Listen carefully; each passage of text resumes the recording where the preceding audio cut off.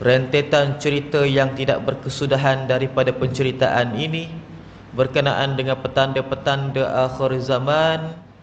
Ketahuilah bahawasanya Al-Mahdi itu adalah seorang manusia, seperti mana Dajjal juga adalah seorang manusia. Tetapi mereka itu subhanallah membawa suatu agenda dan juga hikmah. Hikmah yang dibawakan oleh Al-Mahdi dan juga agenda dan fitnah yang dibawakan oleh Dajjal.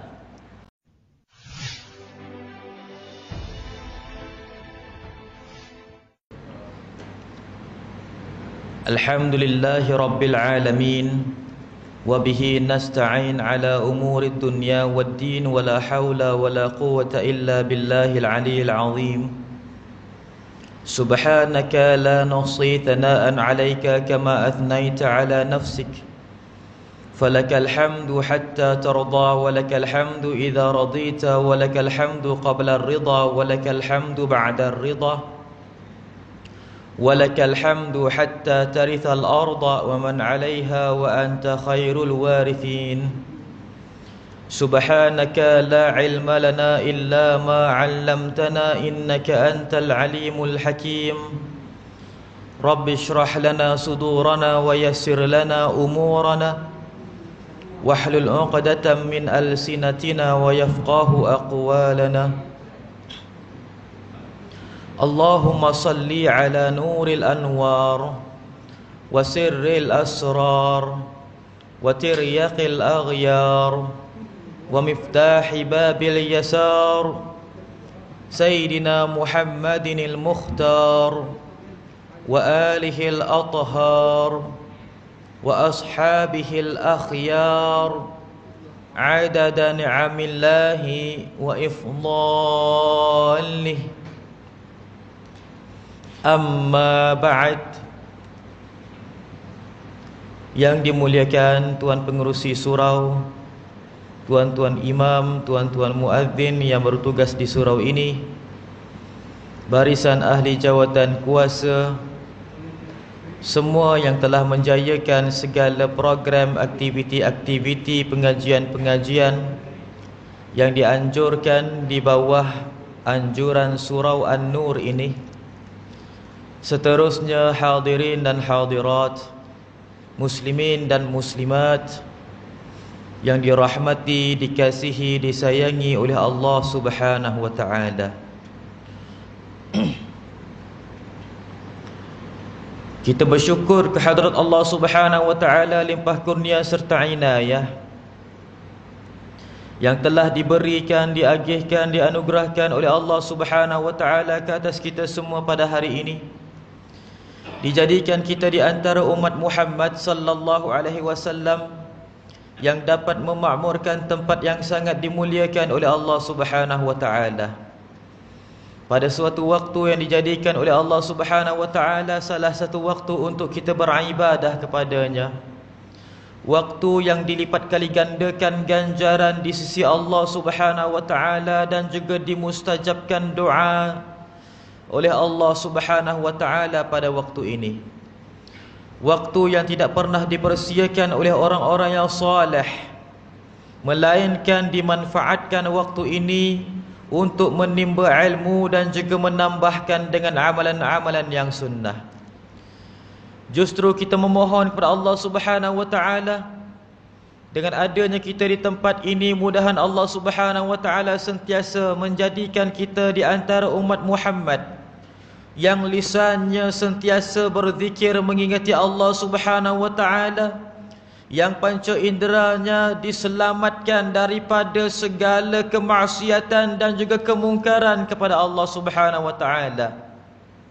Kita digolongkan di dalam kelompok mudah-mudahan yang terselamat daripada fitnah di akhir zaman, terlebih lagi fitnah Dajjal yang akan ianya menjadi ujian ke atas umat Muhammad sallallahu alaihi wasallam yang terbesar di akhir zaman. Ya Allah, ya Tuhan kami, seperti mana telah pun Engkau permudahkan jalan kami untuk kami sampai ke tempat yang sangat dimuliakan oleh-Mu ini, ya Allah. seperti mana telah Engkau cenderungkan hati kami untuk kami beriman dan juga kami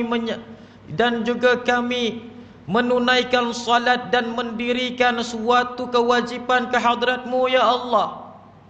Seperti mana telah Engkau berikan suatu bantuan, suatu pertolongan ke atas kami sehinggalah kami mudah untuk menjalankan segala ibadah ke atas-Mu ya Allah.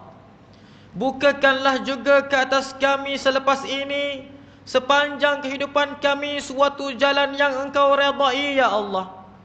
Jalan yang telah pun dilalui oleh hamba-hamba-Mu yang terdahulu, yang telah Engkau redai dan juga Engkau sayangi ya Allah. Ya Allah, ya Tuhan kami, mudahan dengan ini semua ya Allah, dapatlah kami menghabiskan kehidupan kami daripada dunia ini dengan keadaan yang baik. Wafatkanlah kami, matikanlah kami dalam keadaan yang baik setelah panjang umur, setelah sempat untuk kami melangsaikan segala hutang piutang kami ya Allah, setelah sempat untuk kami menyelesaikan segala permasalahan dan tanggungjawab kami ya Allah, setelah sempat untuk kami memohon maaf ke atas sesiapa sahaja yang kami lakukan kesilapan ke atas mereka ya Allah, setelah sempat untuk kami bertaubat kepada-Mu ya Allah, dalam keadaan husnul khatimah. Allahumma khtim lana bihusnil khatimah wa la takhtim alaina bisu'il khatimah. Ya Allah, ya Tuhan kami, wafatkanlah kami semua di dalam keadaan husnul khatimah, dan janganlah kami sesekali dimatikan ya Allah dalam keadaan su'ul khatimah. Amin ya rabbal alamin ya arhamar rahimin. Hadirin dan hadirat, muslimin dan muslimat yang dirahmati, disayangi, dikasihi oleh Allah Subhanahu wa taala.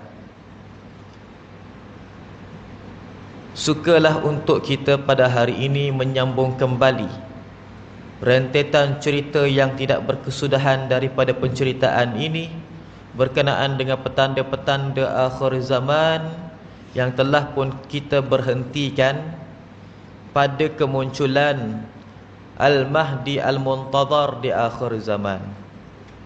Dan juga di antara perkara-perkara yang penting untuk kita ketahui dengan kemunculan Al-Mahdi Al-Muntazar, di antaranya adalah kemunculan Muhammad bin Abdullah ketika mana dibai'ah di antara rukun dan maqam, rukun Yamani dan maqam Ibrahim, Ka'batul Musyarrafah di dalam Masjidil Haram, Makkatul Mukarramah, adalah untuk menghentikan segala peperangan, segala persengketaan dan juga semua penindasan dan kezaliman. Dan juga kemunculan baginda Muhammad bin Abdullah adalah untuk menegakkan keadilan dan juga untuk mengamankan dunia dan umat Muhammad sallallahu alaihi wasallam yang akan bertemu dan bersama dengan perjuangan baginda adalah manusia yang memiliki suatu prinsip, yang mencari keamanan, menghentikan persengketaan dan juga menghilangkan fitnah.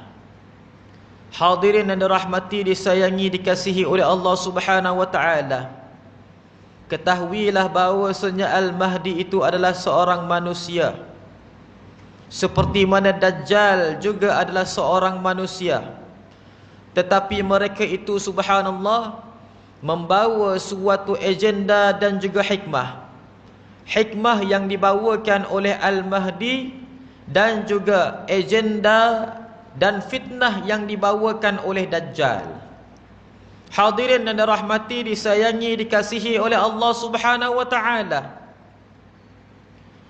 maka apabila muncul sahaja Muhammad Al-Mahdi, Muhammad bin Abdullah, dibai'ah di antara rukun dan maqam Ka'batul Musyarrafah, pada waktu itu diriwayatkan di antara waktu Zuhur dan Asar. Ada riwayat yang lain mengatakan di antara waktu Asar dan Maghrib. ala kulli hal, walau bagaimanapun kemunculannya bai'ahnya adalah berlaku selepas gelincir matahari dan juga sebelum terbenam matahari. Gelincir matahari adalah zuhur, terbenam matahari adalah maghrib. Maka di antara dua waktu ini dibai'ahnya Muhammad bin Abdullah di hadapan 7 orang para ulama, besertakan dengan 312 orang yang berbai'ah dengan Muhammad bin Abdullah. Setelah selesai daripada bai'ahnya pada waktu itu, subhanallah, maka Al-Mahdi ataupun Muhammad bin Abdullah mendirikan salat berjamaah menjadi imam di belakang maqam Ibrahim pada ketika itu. Disebutkan maqam Ibrahim oleh Rasulullah dan juga rukun dan juga maqam, para ulama bersepakat bahawasanya Kaabah telah pun mungkin dirobohkan ataupun Kaabah telah pun retak dan condong dan tidak berupa Kaabah yang asal. Maka pada waktu itu, subhanallah, dibai'ahnya dan juga pada waktu itu mendirikan salat musafir 2 rakaat menjadi imam. Muhammad bin Abdullah selesai daripada salat 2 rakaat musafir pada ketika itu, maka naik setelahnya ke atas mimbar untuk berkhutbah.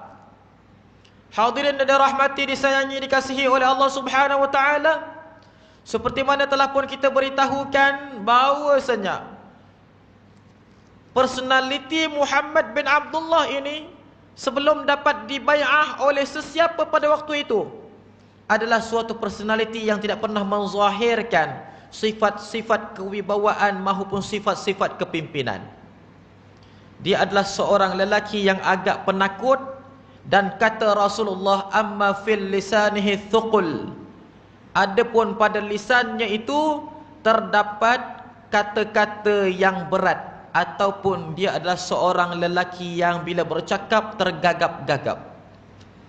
Kata Rasulullah sallallahu alaihi wasallam, fa idza abta'a alaihi al-kalam daraba bi yadihi al-yumna ala fakhudhihi al-yusra.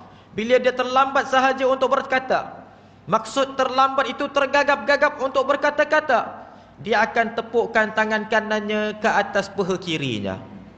Bila cakap nak lambat, tergagap, subhanallah, tepuk tangan kanan atas paha kiri, maka lancar sedikit. Gagap lagi, tepuk tangan kanan atas paha kiri, lancar sedikit, subhanallah. Maka subhanallah, tetapi kewibawaannya terzahir, dizahirkan oleh Allah Subhanahu wa taala selepas daripada dibaiat dan juga menjadi imam salat sunat musafir 2 rakaat, naik ke atas mimbar untuk berkhutbah. Pada ketika itu khutbahnya adalah seorang lelaki yang lisannya sangat lancar dan fasih. Tidak ada sedikit gagap dan bertutur dalam bahasa Arab yang fasih. Subhanallah. Muhammad bin Abdullah itu adalah keturunan Arab dan bercakap dalam bahasa Arab yang fasih, seperti mana orang-orang Arab Quraisy mentuturkan bahasa Arab di zaman Rasulullah. Pada zaman Rasulullah, orang-orang Arab Quraisy adalah lisan orang Arab yang paling fasih. Daripada itulah Rasulullah Muhammad sallallahu alaihi wasallam diutuskan di kalangan Bani Quraisy. Quraisy mengambil daripada perkataan Qirsh. Qirsh itu adalah ikan jerung. Quraisy adalah jerung kecil. Subhanallah. Hadirin dan rahmati disayangi dikasihi oleh Allah Subhanahu wa taala. Maka Muhammad bin Abdullah ketika mana berkhutbah di atas mimbar dengan keadaan yang lantang, dalam keadaan yang fasih dan tidak pernah tergagap walaupun satu perkataan. Selesai daripada khutbahnya yang semua berbentuk peringatan dan juga berbentuk perancangan, turun daripada mimbarnya, maka melancarkan suatu musafir buat kali pertamanya untuk membentuk kerajaan. Maka Muhammad bin Abdullah bersama dengan 312 orang yang lain menjadi 313 orang. Bermusafir pergi ke Baitul Maqdis. Adapun 7 orang ulama yang telah pun mengangkat sumpah Sayyidina Muhammad bin Abdullah, 7 orang ulama tersebut kembali kepada kabilah-kabilah ataupun kembali kepada komuniti-komuniti kecil mereka seramai 310 orang setiap orang pada setiap benua berjauhan.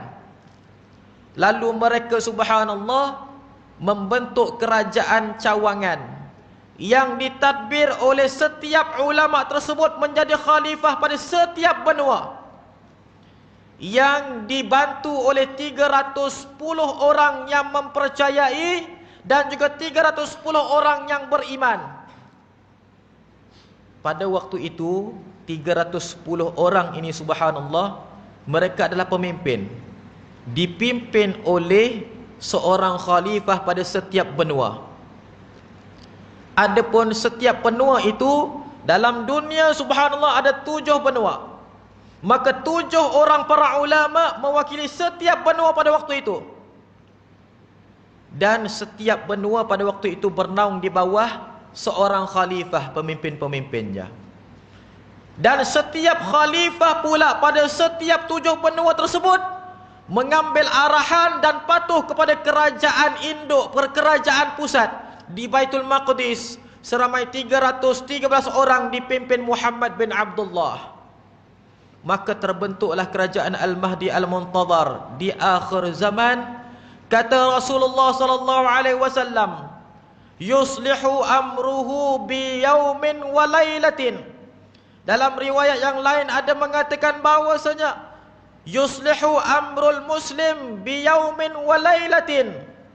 Maka Allah Subhanahu wa taala memperbaiki keadaan umat Islam dalam 1 hari 1 malam sahaja. Dalam riwayat yang lain berbunyi, maka Allah Subhanahu wa taala menyiapkan, membentukkan kerajaannya Al-Mahdi dalam 1 hari 1 malam sahaja. Hari ini dibai'ah, esoknya bentuk kerajaan. Kalau kita hari ini angkat sumpah sebagai Perdana Menteri, lepas 60 hari baru bentuk kerajaan. Tapi Al-Mahdi Allah Ta'ala islahkan kerajaannya 1 hari 1 malam. Hari ini angkat sumpah bai'ah di hadapan Kaabah, esoknya terbentuk kerajaan, dibentuk oleh Allah Subhanahu wa taala tanpa perancangan sebarang manusia. Hadirin yang dirahmati, disayangi, dikasihi oleh Allah Subhanahu wa taala. Di dalam dunia ini kita hanya dituntut supaya beriman. Adapun kerajaan yang adil dan juga kerajaan yang ianya menegakkan kebenaran akan dibentuk oleh Allah Subhanahu wa taala atas usaha orang-orang yang beriman. Kita wajib berusaha, tetapi sekiranya tidak mencapai suatu kejayaan, itu bukan kita punya kerja. Subhanallah. Kerana yang bentuk kerajaan yang adil hanyalah Allah Subhanahu wa taala. Ketahuilah, semua perancangan jahat adalah perancangan-perancangan manusia dan perancangan-perancangan orang-orang kafir dan dajjal di akhir zaman. Dan Allah Subhanahu wa taala beri peluang untuk mereka itu dapat mentadbir dunia seketika, supaya manusia keseluruhannya tahu bagaimana zalimnya mereka. Itu sahaja. Macam mana kita nak tahu kerajaan orang-orang kafir tu zalim kalau mereka tak pernah mentadbir? Jadi Allah Ta'ala tahan sekejap khalifah Islam, jangan mentadbir selama beberapa tahun. Subhanallah, tak lama subhanallah. Kerajaan yang tertegak ini di zaman sekarang yang dinamakan Jabarut, yang menjadikan orang-orang Islam seperti mana buih-buih ini, walayyadubillah. Kerajaan ini hanya tertegak tidak akan lebih 100 tahun. Dia tidak akan lebih daripada 100 tahun. Kalaulah sampai 100 tahun sekalipun, dia tidak akan melangkaui 100 lebih tahun. Subhanallah. Hadirin dan rahmati, disayangi, dikasihi oleh Allah Subhanahu wa taala. Maka pada waktu itu Al-Mahdi Al-Muntadhar, namanya Muhammad bin Abdullah, pemerintahannya, kerajaannya dinamakan oleh Rasulullah Al-Mahdi Al-Muntadhar. Rasulullah SAW selalu menyebutkan Yadharul Mahdi. Tak ada satu pun dalam mana-mana riwayat yang mengatakan Yadharul Imamul Mahdi. Tak ada perkataan Rasulullah yang mengatakan Imam Al-Mahdi. Cuma yang letakkan perkataan imam itu adalah para ulama. Kerana para ulama terdahulu menyangkakan dan berpendapat Al-Mahdi itu adalah seorang individu. Ternyata Al-Mahdi dia bukannya seorang individu, malah dia adalah suatu cantuman dan juga suatu pakatan sebuah kerajaan yang kuat di akhir zaman. Dan kerajaan ini dibentuk oleh seorang lelaki namanya Muhammad bin Abdullah. Muhammad inilah yang kata Rasulullah, yuwati'u ismuhu bi ismi, wa ismu abuhu bi ismi abi, wa ismu ummuhu bi ismi ummi, wa hilyatuhu bi hilyati, yamla'ul ardan qistan wa adala kama mala'al jawra wa dhulma. Nama dia seperti mana nama aku, kata Rasulullah, yaitu Muhammad.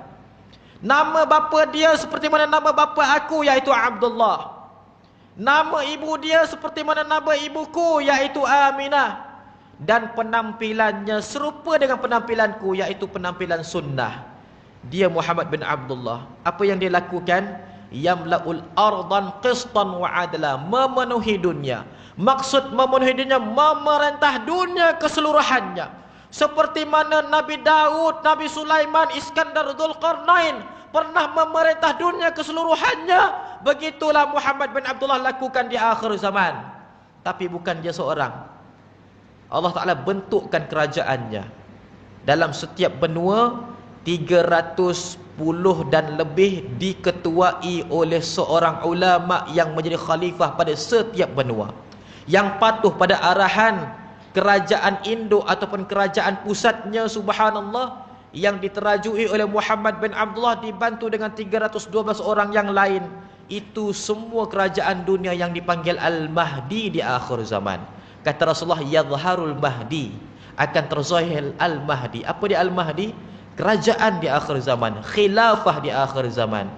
Wahai umat Muhammad, kita semua umat Muhammad, kerajaan terakhir dalam dunia ini, peradaban terakhir dalam dunia ini adalah peradaban Islam. Khilafah terakhir dalam dunia ini adalah khilafah Islamiyah. Dan setelah khilafah Islamiyah tersebut, tidak akan ada lagi kerajaan, tidak akan ada lagi peradaban, melainkan Allah Subhanahu wa taala akan menyediakan bibit-bibit tiupan sangkakala. Maksudnya kerajaan last dalam dunia ini kerajaan Al-Mahdi. Tidak ada kerajaan Dajjal. Dajjal tidak membentuk kerajaan di akhir zaman, tetapi dia membentuk pengaruh besar. Tidak ada kerajaan Ya'juj dan Ma'juj. Ya'juj dan Ma'juj tidak bentuk kerajaan kerana dia bukanlah suatu makhluk yang ianya sempurna, tetapi dia membentuk suatu kehancuran dan juga subhanallah meratakan dunia, yang akhirnya diranapkan oleh Allah Subhanahu wa taala dengan kuasanya. Hadirin dan rahmati disayangi dikasihi oleh Allah Subhanahu wa taala. Maka di antara bai'ahnya Mahdi, di antara bai'ahnya Muhammad bin Abdullah, dan juga kemunculan Dajjal adalah di lingkungan 9 ke 20 tahun. Panjangnya adalah lingkungan 9 ke 20 tahun daripada bai'ah Muhammad bin Abdullah dan kemunculan Dajjal. Dan Dajjal akan dikalahkan setelah daripada matinya Dajjal. Kerajaan ini masih tertegak dan akan kekal dalam dunia selama lebih kurang 700 tahun. Kata para ulama, wa hina idzin tatawalul a'mar, pada waktu itu manusia akan panjang umur. Dan kata para ulama, boleh jadi bayi yang lahir pada zaman tersebut, sekiranya usianya mencecah 200 ke 300 tahun, itu kebiasaan. Kita sekarang ini umur pendek pasal banyak penyakit. Tambah pula dengan corona lah, dengan Omicron, dengan Delta, dengan macam-macam nama robot. Subhanallah. Cuba kita tengok nama-nama ni ada dalam nama Transformer. Betul tak? Subhanallah. Hadirin dan rahmati, disayangi, dikasihi oleh Allah Subhanahu wa taala. Maka subhanallah, zaman kita sekarang zaman penyakit. Maka manusia cepat menua dan juga cepat meninggal dunia. Kata Rasulullah, a'maru ummati aktharuhum baina sittina wa sab'in. Kebanyakan umat aku, umur mereka itu hanyalah lingkungan 60 ke 70 tahun. Cuba perhatikan kata Rasulullah, kebanyakan, bukan semua. Maksud kebanyakan tu majority. Tetapi subhanallah, umat Muhammad di akhir zaman akan kembali seperti mana zaman Nabi Musa. Umur mereka kembali panjang, subhanallah. Seseorang itu hidup boleh jadi 200 ke 300 tahun. Itu kebiasaan kata para ulama. Hadirin dan rahmati, disayangi, dikasihi oleh Allah Subhanahu wa taala. Maka apakah yang berlaku di antara bai'ahnya Muhammad bin Abdullah dan juga kemunculan Dajjal? Dalam riwayat mengatakan 9 tahun, dalam riwayat mengatakan 20 tahun. Para ulama yang mengatakan 9 tahun, sekiranya Muhammad bin Abdullah dibai'ah pada usia 21 tahun, maka kerajaannya akan tertegak selama 20 tahun sebelum kemunculan Dajjal. Dan kalaulah Muhammad bin Abdullah dibai'ah pada umur 40 tahun, maka kerajaannya akan tertegak selama 9 tahun sebelum kemunculan Dajjal. Maksudnya makin muda makin lama dia memerintah. Kalau ustaz sukalah dia masih muda lagi, supaya lama lagi, subhanallah. Tapi kalaulah dia usia 40 tahun, subhanallah, maka pendek 9 tahun saja. 2 penggar pun tak sampai. Tapi kalaulah benar, dia tidak ada apa keajaiban yang berlaku. Maksudnya tidak ada apa-apa yang mustahil yang berlaku. Hadirin dan rahmati, disayangi, dikasihi oleh Allah Subhanahu wa taala. Ketahuilah marhalah kepimpinan Al-Mahdi Al-Muntadhar. Terdapat 3 marhalah. Yang pertama, marhalah pembinaan. Pada waktu ini berlakunya peperangan untuk mengalahkan kezaliman dan kejahatan. Kemudiannya marhalah yang dinamakan istiqrar, yaitu marhalah pada waktu itu tidak ada lagi dah apa-apa peperangan, manusia hidup dalam keadaan yang aman. Yang ketiga, marhalatul hubut katanya, yaitu suatu marhalah fasa tempoh kejatuhan empire Mahdi di akhir zaman. Subhanallah. Maka pada waktu zaman pembinaan ini, subhanallah, di antara bai'ah dan juga kemunculan Dajjal, dia adalah suatu zaman pembinaan. Kerajaan ini ingin terbina. Dan kemudiannya subhanallah, dia akan sampai marhalah istiqrar. Maksudnya kerajaan ini akan tertegak, tidak ada siapa yang membangkang, tak ada siapa yang tandingi. Kemudiannya kerajaan ini akan jatuh. Kerana apa? Sudah pun manusia leka dengan alpa, wal'iyadzubillah. Maka di antara tiga-tiga daripada marhalah ataupun daripada fasa tempoh tersebut, kita ceritakan marhalah permulaannya dulu. Ketahuilah petanda besar hari kiamat semua berlaku dalam marhalah ini, yaitu marhalah Al-Mahdi Al-Muntadhar di akhir zaman. Semua daripada petanda besar.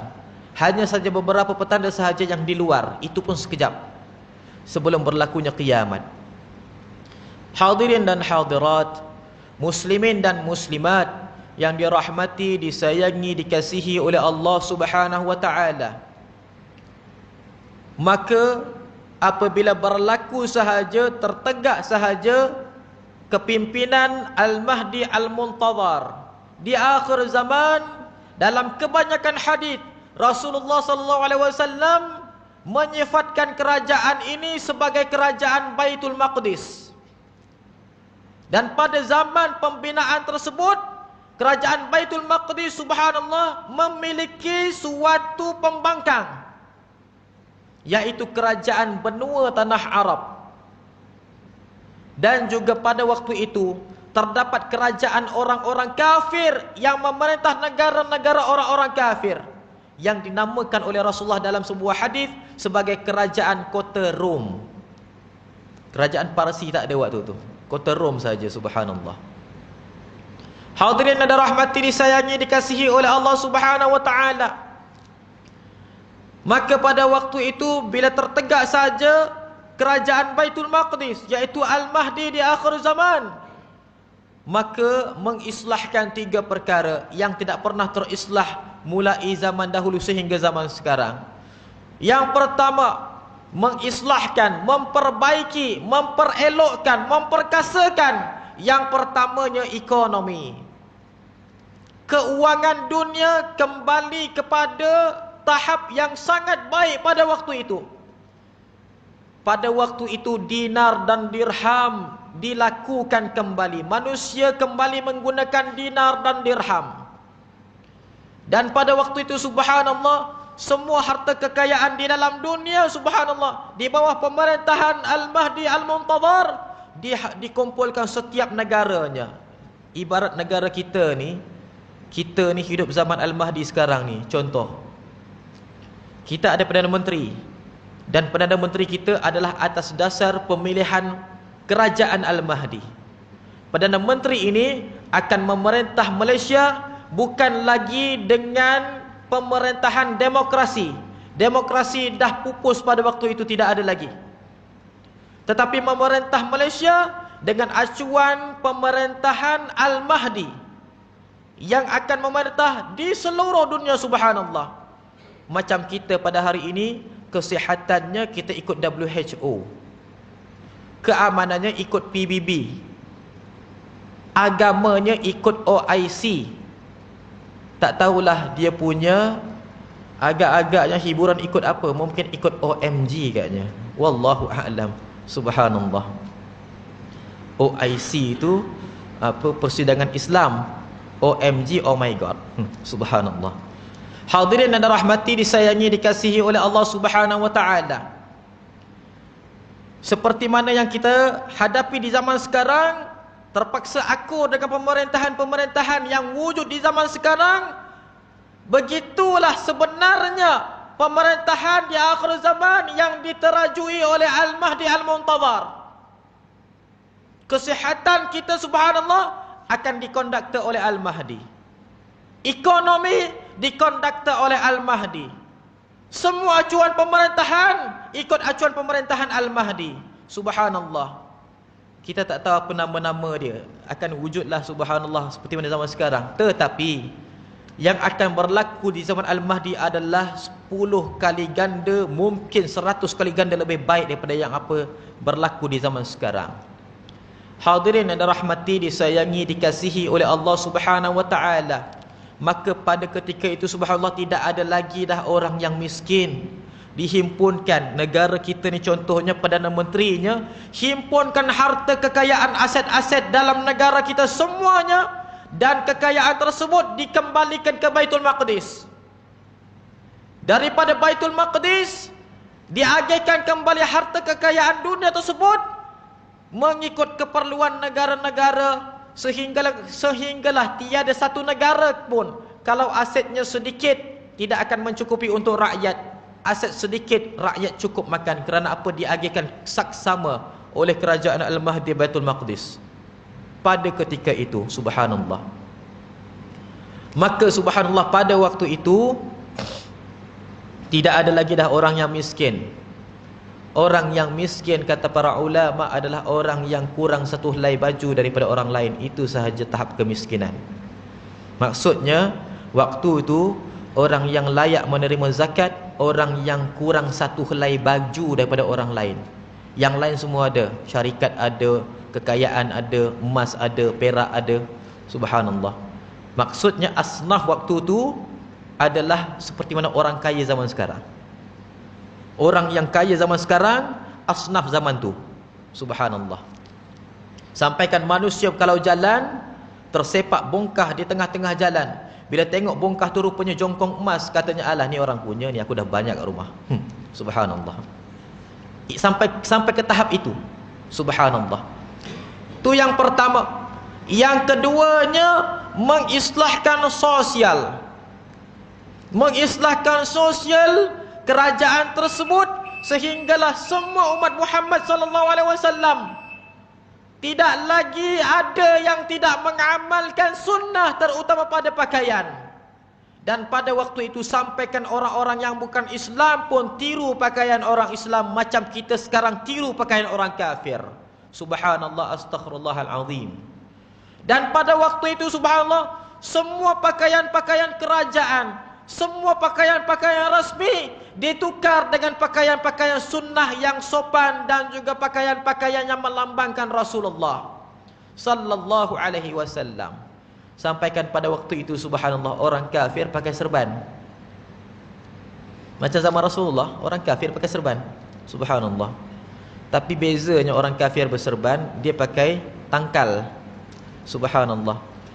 Ataupun dia pakai baju yang melambangkan agamanya dan sebagainya. Subhanallah. Maka pada waktu itu tidak ada lagi dah orang yang melakukan maksiat terang-terangan. Perbuatan zina subhanallah hampir-hampir tiada. Tidak ada lagi dah wanita yang mendedahkan aurat. Dan setiap wanita subhanallah merasakan aman kalaulah suaminya keluar daripada rumah meninggalkannya berhari-hari, kerana yakin suaminya tidak akan mengorat perempuan lain. Subhanallah. Tahu tak kita kalau perempuan kat Malaysia semua berhijab, tutup muka, tak nampak. Apakah kebaikannya? Kebaikannya subhanallah, kalau kita keluar rumah lama sekalipun, isteri kita tak akan sangka buruk. Pasal apa? Suami aku bukannya boleh nampak orang luar pun. Subhanallah. Itu yang pertama. Yang kedua, kalau kita ada seorang isteri, kita rasa dialah yang paling cantik dalam dunia. Pasal apa? Tak nampak perempuan yang lain. Tapi sekarang ini kita nampak perempuan lain lebih cantik kerana apa? Kita nampak muka mereka. Bayangkan kalau abang cameraman nampak muka isteri je, muka perempuan lain tak pernah nampak, rasa-rasanya kita rasa dia paling cantik kan? Betul tak? Masalahnya sekarang kita dah nampak perempuan Turki, kita dah nampak perempuan Syria, kita dah nampak perempuan macam-macam subhanallah. Maka kita terasalah orang perempuan lain lebih cantik pada isteri kita. Maka itulah kelebihan dan fadilat perempuan memakai cadar ataupun tutup muka keseluruhannya. Dengar wahai kaum muslimat, buat sekarang. Subhanallah. Hadirin yang dirahmati, disayangi, dikasihi oleh Allah Subhanahu wa taala. Maka subhanallah pada waktu itu sosial terbersih dan tidak ada lagi dah perbuatan-perbuatan yang tidak senonoh. Secara tidak langsungnya akan termansuh dan manusia tidak akan lagi menganjurkan parti-parti dan juga keramaian-keramaian yang maksiat. Secara tidak langsung subhanallah. Dan mendadak pada waktu itu masjidnya penuh subhanallah. Kalaulah pada waktu itu yang datang ke surau dan masjid adalah 50,000, 60,000 orang adalah kebiasaan. Biasa tu subhanallah. Macam di zaman Syekh Abdul Qadir Jailani. Syekh Abdul Qadir Jailani subhanallah, anak murid yang datang di hadapannya kalau 50 orang itu sangat sedikit. Syekh Abdul Qadir Jailani kalau mengajar, yang duduk depan dia 50,000 orang adalah sangat sedikit. Selalunya 100,000, 200,000 orang subhanallah datang dari seluruh dunia. Itulah suasana yang akan wujud nanti di akhir zaman, zaman Al-Mahdi Al-Muntadhar. Ternampak kekuatan dan juga kehebatan agama Allah Subhanahu wa taala pada ketika itu. Dan para ulama disanjungi, tidak lagi dikutuk dan diperendah serta diperlekehkan. Subhanallah. Hadirin yang dirahmati, disayangi, dikasihi oleh Allah Subhanahu wa taala. Di zaman Al-Mahdi Al-Muntadhar, kedudukan orang-orang yang soleh itu akan ternampak pada kedudukannya dalam jawatan dunia. Semakin tinggi kesolehan dan keilmuannya, semakin tinggi kedudukannya di dalam keduniaan. Subhanallah. Tidak akan ada orang yang diangkat jadi pemimpin melainkan tahap kepimpinannya ataupun tahap dirinya, individunya adalah sama dengan tahap kedudukannya, soleh dan berimannya. Subhanallah. Waktu itu subhanallah, orang jadi pemimpin orang yang paling beriman.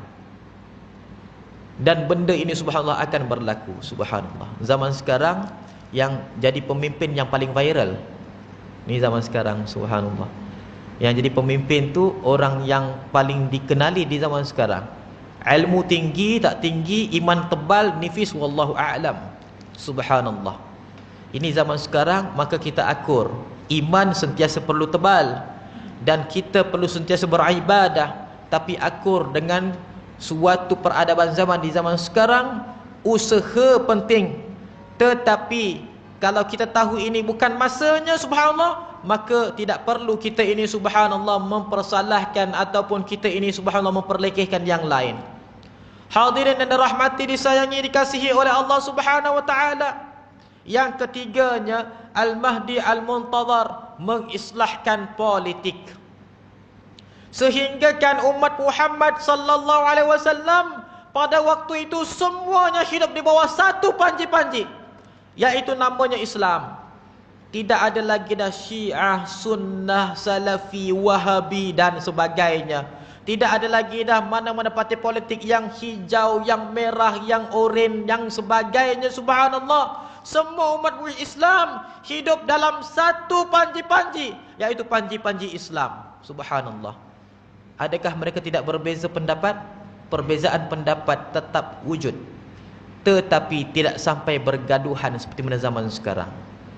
Pada waktu itu semua kelompok adalah jelas. Yang ini bukan Islam, yang ini Islam, yang ini Yahudi, yang ini Nasrani. Tidak ada lagi kelompok yang lain selain daripada tersebut. Subhanallah. Waktu itu kelompok terbesar mendominasi dunia subhanallah adalah Islam, yang keduanya adalah Yahudi, yang ketiganya adalah Nasrani. Subhanallah. Ada persoalan, ustaz, kalau dia tu macam Syiah ataupun ajaran sesat, dia jadi apa ya ustaz? Jawapannya, dia akan terpecah belah, sama ada mereka kembali kepada keislaman ataupun mereka itu terus jadi kafir. Yang paling penting subhanallah, yang diberitahukan oleh Rasulullah waktu itu semuanya ala rayatil wahid. Yakunul muslimuna, Rasulullah menyebutkan yakunul muslimuna ala ra'yil wahid. Semua orang-orang Islam berada pada bawah satu panji-panji. Subhanallah. Apa maksud panji-panji? Bawah satu akidah. Hadirin yang dirahmati, disayangi, dikasihi oleh Allah Subhanahu wa taala, maka memerintah dunia dengan keamanan dan keadilan. Maka selepas itu bangkitlah Sufyaniyah yang kita sebutkan sebentar tadi, kerajaan benua tanah Arab, yang dia sebenarnya pembangkang kepada Al-Mahdi Al-Muntazar. Ketika mana Sufyaniyah yang pertama bangkit, maka pengikut-pengikut pembantu Al-Mahdi bergerak secara rahsia menjadi pembangkang kepada kerajaan Sufyani. Bila kerajaan Al-Mahdi tertegak, maka jatuh kerajaan Sufyaniyah. Kerajaan Sufyaniyah juga pula menjadi pembangkang kepada kerajaan Al-Mahdi. Tetapi pembangkang kerajaan Al-Mahdi ini tak boleh tinggal diam. Mereka merasakan mereka harus rampas balik kerajaan dalam dunia, lalu menyiapkan suatu bala tentera untuk merobohkan kerajaan Al-Mahdi di Baitul Maqdis. Di dalam 100 buah armada perang di atas lautan bergerak ke Baitul Maqdis untuk merobohkan, merampas kekuasaan daripada kerajaan Al-Mahdi. Tetapi kerajaan Al-Mahdi adalah kerajaan yang sangat kuat, kerajaan dunia yang sangat kuat dan sangat ditakuti. Pada ketika itu subhanallah, menyiapkan bala tentera, dan setiap daripada negara akan ada ketenteraan daripada Al-Mahdi Al-Muntazar yang sangat aman, yang sangat adil subhanallah. Dan tentera itu subhanallah memiliki panglima-panglima. dan ketua panglima di dalam dunia, ketua kepada segala panglima bawah tentera Al-Mahdi dalam dunia ini adalah seorang lelaki yang namanya Muhammad Al-Qahtani. Kebetulan pada waktu itu keramaian banyaknya lelaki semua nama Muhammad. Subhanallah. Silap hari bulan setiap nama anak-anak orang namanya Muhammad belaka. Siapa nama anak awak? Nama anak saya Muhammad. Samalah nama anak saya pun nama Muhammad. Itu nama cucu saya tu. Cucu saya pun Muhammad. Menantu saya pun Muhammad juga. Habis semua Muhammad pada ketika itu, subhanallah. Kerana apa? Melihat kepada pemimpin yang sangat adil dan juga jatuh cinta dengan perbuatannya, maka namakan keturunan mereka semua Muhammad. Subhanallah. Bila tanya Muhammad, Muhammad mana satu? Allah Muhammad yang suka pakai baju merah tu, Allah Muhammad yang duduk kat sana tu. Setiap Muhammad perlu dilaqabkan, perlu disifatkan. Kalau tidak, tak kenal Muhammad mana satu. Pemimpin kerajaan itu Muhammad bin Abdullah yang digelarkan sebagai Al-Mahdi, dan juga ketua panglima di bawah kepimpinannya adalah Muhammad Al-Qahtani. Muhammad Qahtani seorang pemuda lebih muda daripada Muhammad bin Abdullah. Subhanallah. Menyiapkan bala tentera, subhanallah, berperang dengan kerajaan benua tanah Arab dan dapat dikalahkan seteruk-teruk kekalahan. Semalu-malu kekalahan pada ketika itu, subhanallah. Sampaikan armada tentera perang mereka tidak tertinggal sisa melainkan bangkai-bangkai di tengah lautan. Subhanallah. Maka pada waktu itu kerajaan orang-orang kafir ataupun kerajaan kota Rom pada ketika itu merasakan teruja dan juga merasakan suatu perkara yang luar biasa ke atas kerajaan Baitul Maqdis, iaitu kerajaan Al-Mahdi pada ketika itu, subhanallah. Lalu mereka mengikatkan perjanjian diplomasi keuangan bersama dengan kerajaan Baitul Maqdis di akhir zaman. Subhanallah. Sama juga acuannya, setiap daripada kerajaan di bawah kepimpinan kota Rom pada ketika itu perlu mengumpulkan harta kekayaan setiap negara di bawah pemerintahannya, lalu dikembalikan ke Masjidil Aqsa kerana mereka telah mengikatkan perjanjian, dan diagihkan kembali oleh kerajaan Al-Mahdi pada ketika itu secara adil dan saksama.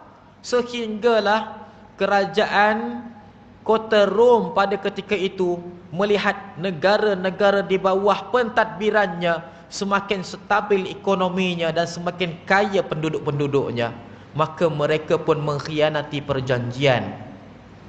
Selama beberapa tahun, harta kekayaan di bawah negara di bawah pemerintahan kota Rom ini, subhanallah, dikumpulkan, dikembalikan kepada kerajaan kota Rom, dan kota Rom tidak menyerahkan kepada kerajaan Baitul Maqdis. Mengkhianati perjanjian selama beberapa tahun, dan perkara ini diketahui oleh kerajaan Al-Mahdi pada ketika itu, subhanallah. Pada waktu itu mereka menyiapkan bala tentera kerajaan Baitul Maqdis untuk menyerang kota Rom kerana telah pun mengkhianati perjanjian. Maka berlakulah peperangan yang kedua, iaitu peperangan mengalahkan kota Rom oleh kerajaan Al-Mahdi Al-Muntazar. Lalu kerajaan kota Rom dapat dikalahkan dengan semudah-mudah kekalahan. Kota Rom dulunya, subhanallah, nak dibukakan, kata falsafah barat, kota Rom tak dapat dibuka dalam satu hari. Falsafah barat mengatakan dulu kota Rom mustahil dapat dibuka dalam satu hari. Maksudnya kalau orang nak serang kota Rom, mustahil menang dalam satu hari. Tetapi Al-Mahdi di akhir zaman mengalahkan kota Rom dengan semudah-mudah kekalahan. Rasa-rasanya bukan satu hari lagi, mungkin sejam dua jam saja kalah dah, subhanallah. Lalu harta rampasan perang tersebut dirampas, harta yang telah pun dikhianati, dan dirampas juga harta peperangan, ghanimah yang disebutkan di dalam agama Allah Subhanahu wa taala yang hanya dihalalkan untuk umat Muhammad. Hanya umat Nabi Muhammad sallallahu alaihi wasallam dihalalkan harta ghanimah. Apa maksud ghanimah? Harta rampasan perang. satu benda yang istimewa ke atas umat Muhammad, iaitu dihalalkan harta rampasan perang. Umat Nabi terdahulu diharamkan harta rampasan perang, tak boleh ambil. Umat Muhammad harta rampasan perang diagih-agihkan kepada orang-orang Islam. Subhanallah. Itu yang pertama, keistimewaan umat Muhammad. Yang keduanya, umat Islam setiap jengkal bumi ini adalah masjid. Mana-mana orang sampai waktu solat dekat tempat tu. Subhanallah. Jangan takut, subhanallah, padang pasir ke, rumput ke, subhanallah, atas divider jalan ke, mana-mana pun solat, subhanallah. Yang penting tahu kiblat. Sebab itulah kita ni negara Islam. Nak cakap ustaz bukan wakil rakyat, tapi bagi cadangan. Dekat mana-mana pun bandar, letakkan suatu radar ataupun letakkan suatu anak panah menunjukkan arah kiblat dengan jelas.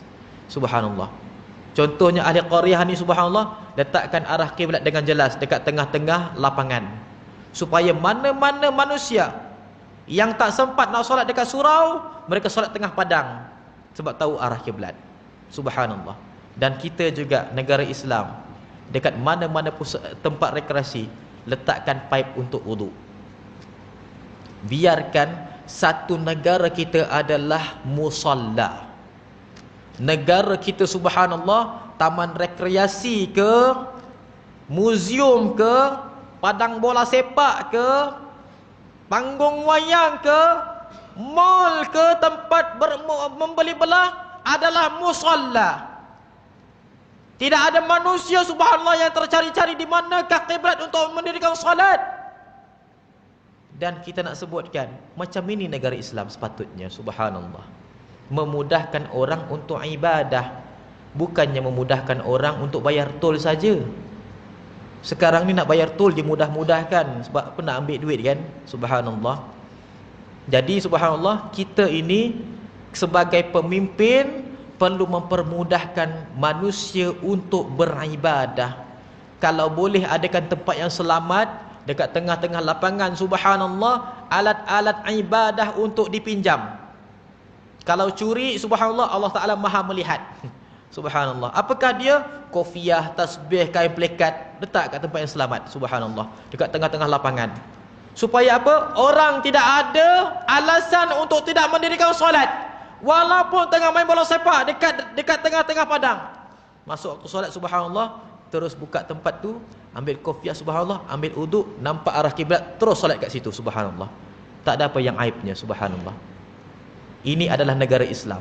Negara Islam, semua negara daripada utara ke selatan, timur ke barat adalah musalla. Ini kelebihan umat Muhammad sepatutnya yang ada pada kita semua. Hadirin yang dirahmati, disayangi, dikasihi oleh Allah Subhanahu wa taala. Maka subhanallah, pada ketika kota Rom telah pun dikalahkan dengan kerajaan Al-Mahdi di akhir zaman, maka dirampas harta rampasan perang dan juga diambil kekayaan yang telah pun dikhianati, dan juga dikembalikan ke Baitul Maqdis yang diriwayatkan ala sittina alfa bakhiratan, di atas 60.000 buah bahtera yang berlayar di atas lautan kembali ke Masjidil Aqsa ataupun Baitul Maqdis. Bayangkan lautan tu jam. Kapal-kapal membawa harta rampasan perang 60.000 buah. Subhanallah. Terpaksa adakan traffic light mungkin waktu tu untuk kapal-kapal masuk dekat pelabuhan. 60.000 buah. Maka pada waktu itulah kerajaan Al-Mahdi mengagihkan harta rampasan perang tersebut. Dan ketika mana diagihkan harta rampasan perang tersebutlah munculnya Dajjal daripada arah Najdi. Iaitu Najdi itu di zaman sekarang ini adalah kota Riyadh. Rasulullah pernah duduk di sebuah dinding bersandar dekat dalam hujratu Aisyah, dalam bilik Sayyidatuna Aisyah.